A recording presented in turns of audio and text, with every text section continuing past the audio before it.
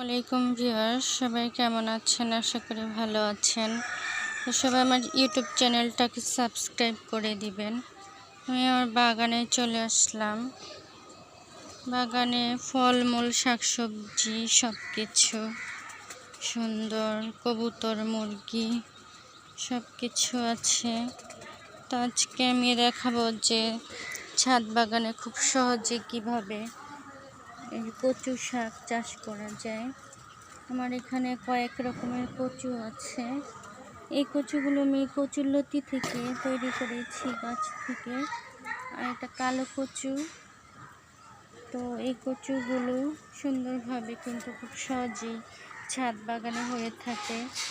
তো আমি আরও বিভিন্ন জায়গায় কচু রোপণ করেছি। এটা একটা মিষ্টি জাতের কচু।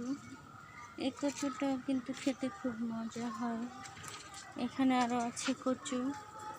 তো কচু গাছের তেমন যত্ন করতে হয় না, খুব সহজেই কচু গাছ হয়ে যায়। সুন্দরভাবে কচু শাক, কচুর লতি সব কিছু কিন্তু আমরা খেতে পারি কচু গাছ থেকে। কচু সবজিটা খাওয়া যায়, লতি হলে সেটাও খাওয়া যায়। তো খুব সুন্দরভাবে কিন্তু আমরা খুব সহজেই ছাদ বাগানে কচু চাষ করতে পারি।